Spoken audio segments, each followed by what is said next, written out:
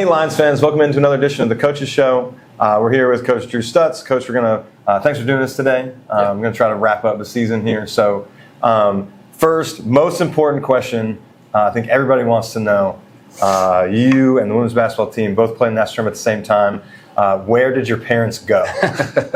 Yeah, that was going to be a debate, wasn't it? What are we going to do? So after we both won those first and second round games here, we immediately got online and started figuring out, who plays when. And come to find out, from the round of 16 to 8 to 4 to 1, we were going to be playing at the exact same time all 4 games. So poor scheduling on the NAIA's part. But yeah, on that, NAIA, I encourage them, go watch Abby. Obviously the success we had last year, they were there for the all 4 games in Kansas City. And so incredible run for the girls, and Abby's first opportunity to go and do that. So, the fam went to Sioux City this year. Okay, that's awesome. So then we were just talking a little bit ago, compare this year's team to last year's team, the level of success, the good things, and everything that's happened. Yeah, the thing is, when you're comparing any team to a team that wins the national championship, that's not a fair comparison. Last year's team, obviously incredible togetherness, incredible group. But, if you erase last year from Freed-Hardeman's history as far as men's basketball, this year is by far the best year we've ever had. Winning the conference championship again, 30 games, number 1 strength of schedule, number 1 RPI, number 1 ranking, sole place ranking for the first time in the history of the program. So many firsts, even on top of what we accomplished last year. So I'm incredibly proud of what we accomplished this year.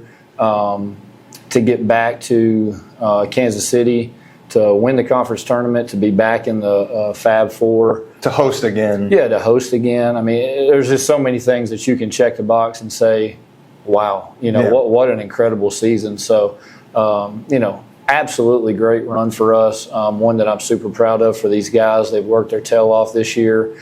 You want to win. You want to end every season with a win, but in reality, that's not going to happen. And only one team gets to do that. That's right. I mean, one team each year. So I told our guys in the locker room, we got a lot to be proud of after that last game. And second best season in the history of the school is a pretty big deal. Yeah, that was awesome. So talk about hosting again. Obviously, such a great experience to do that for the guys and the fans, and then really fun to get 2 wins. Obviously, played really well against IU Southeast for most of the game, and then had just a dogfight against Spring Arbor. Yeah, I mean, people always forget. It's hard to win. When you get to the tournament, everybody's really good. And, even looking back last year in that second round against Point Park, we're down late in the second half. 5-6 minutes ago in that game, it's an even game. This year against Spring Arbor, second round, we're down 16 in the first half, dig back, find a way to win that game. We've just been really fortunate and blessed the last 2 years to be at home, to have incredible support with students, with administration, with all those that have helped support and sponsor and do all the behind-the-scenes work with the tournament. It's not one of those things where you just show up and play a couple games. Coach Estes, Amanda Cunningham, Miss Connie, so many people that are in our athletic department did an incredible job behind the scenes, allowing us to just focus on basketball and for them to handle all the tournament stuff. But huge advantage. And the support we had this year, you can turn the film on and see, it's a packed house, great support, and, hopefully something we can continue. So excited for us, excited for the girls, for us to both be hosting in the same year. Incredible experience for our campus. And then do you get any feedback? Do you have any interaction with the other coaches? What do they think of the way that the tournament that we put on? Everything that I've gotten back has been really good. I know IU Southeast, this was their second time. Coming here. Coming here. And Coach Brown there, just really raved about, his experience as far as how he was treated. Obviously, we got a great facility, and, it's got a tournament feel to it. Obviously, you're at home, so you've got, things to your advantage in certain ways, but it's pretty cool. You got 2 teams from way up north, hundreds of miles away, traveling down here to Henderson, Tennessee to play each other. And just seeing these teams from across the nation come to Henderson is a pretty cool experience. Yeah. Okay, so then we move on to the round of 16 there. What are you thinking first half versus Life when we're shooting it just so well? I mean, we just played incredible. Yeah. I mean, we played incredible. I told Coach Easley after the game, I said, it was just our night. Yeah. You know, they've had an incredible year. You know, we played them at home earlier in the season, and you know, back and forth game. We were in control most of the second half, but you know, they had an incredible team. Won the Southern States. I think they had won like 19 out of their last 20 games. Had an All-American, Chase Harris. Already signed to play Division I somewhere next year. I mean, really good player.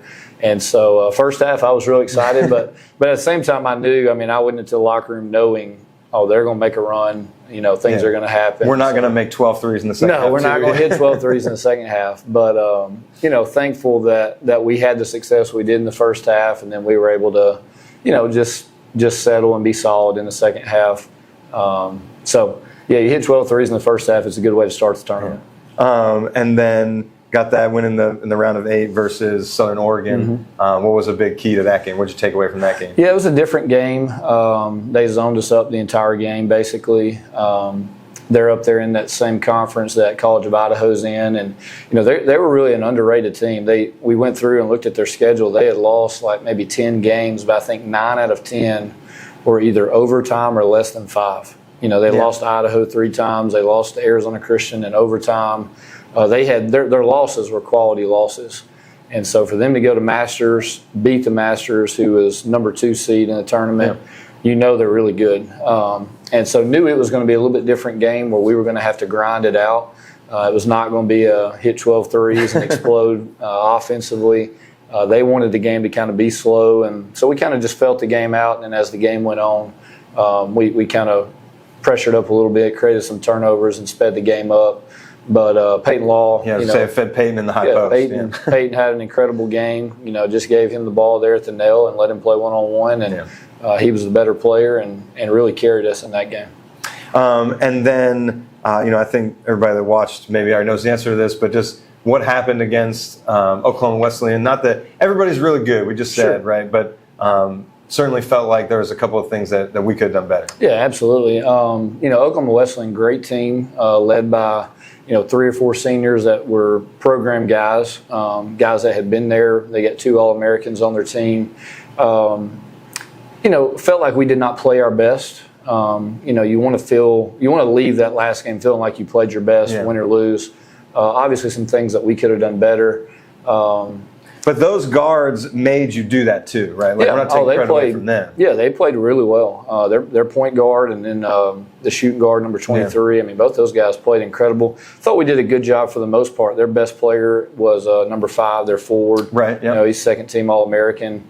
Really had 5. He had 5 points. He scored 2 at the buzzer. But I mean, he had 5 points in the game. They hit some shots, and honestly, I mean, they just out-scrapped us. You know, they just out-scrapped us and outworked us. And that hurts to say because that's what we have done really well. But it's just a reality and something that, you know, in the future we got to learn from and bounce back from. And like you said, we made it to the Final Four. Right? It's a really successful season, no matter how we figure it. So. Absolutely. Well, that's why I told you off camera before this. I said, if you'd have told me we were going to win the Mid-South, win 30 games again and get back to the 5-4, I'm signing up for that all day. So. So just a couple of bigger picture things here now at the end. You mentioned number 1 strength of schedule this year. RPI obviously was a much bigger part of deciding factor of seed and tournament there and making the tournament. So how intentional are you going to be with scheduling next year? We're just going to try to schedule 16 games. You know, we'll play anybody and travel anywhere. I'm fine with doing that. I'm not concerned about what our record's going to be at the end of the season. You know, it's all about being the best team that you can be at the end of the year. And, you know, you got to play the best teams to prepare yourself. And so, you know, if that means we drop some games along the way, that's fine. But in all seriousness, I mean, we've got 12 conference games. You got to schedule 16 non-cons. So I'm sure we'll have a challenging schedule again and play anybody and everybody that we can get to play. But, yeah, scheduling 16 games coming off the success that we've had the last 2 years is a lot of work. It is a challenge. And then, you know, the other part of building the team for next year, and I don't know really how to ask this, but what do you think of the changing recruiting landscape in college basketball right now? Yeah, I mean it's evolving, and you kind of have to adapt or die. You know, the way that we're recruiting now is probably different than the way it was 4 or 5 years ago. Some of that's because of the landscape of college basketball. Some of that also is just the success of our program. You know, there are guys out there that we would not have been able to get 3 or 4 years ago that now seeing the success of our team and creating opportunities for individuals beyond just Freed-Hardeman University. You know, we've created a platform for ourselves to bring the right people in, you know, continuing to get high character, good fits, but at the same time, you know, you got to adapt. You got to adapt as a coach. You got to adapt as a staff, and you got to realize that everybody on your roster is probably not going to be there for 4 or 5 years. You know, that's probably not going to happen anymore, and that comes with success. You know, our team's success has led to opportunities for individuals on our team to move on and move up in levels and create new opportunities for them. And while we're going to be committed to the culture and committed to the standards of our program, we also recognize things have got to adapt. You know, things have got to change for us. And so I'm excited. We've got some really good guys coming in that are going to be high school seniors that will be freshmen for us. Really good group coming in already. And then we'll obviously take a couple transfers to fill some holes off this year's team. But that's a good question. It's something that I've had to learn and change my philosophy on in the last 2 or 3 years. And, you know, I'm really confident that we're doing the right thing. Okay. Well, I don't think anybody can argue with the results. So I appreciate you just keep adapting. I appreciate it. And getting good players that fit in here. So I really appreciate you doing this. Congrats again on the great season. And I'm sure we'll catch back up as soon. So, sounds good. Thank you. Thanks for watching, and go Lions. Thank you so much for watching this episode of The Coaches Show. If you liked this video, please give us a like down below, and please subscribe to our channel. For the most up-to-date information on Freed-Hardeman athletics, you can visit our website, gofhulions.com, and you can follow us on all social media outlets at gofhulions on Facebook and X, at go_FHU_Lions on Instagram. If you're interested in joining the Director Circle or linebackers, there's an informational video on the screen now. There's also links in the description below. Thank you so much for watching, and go Lions.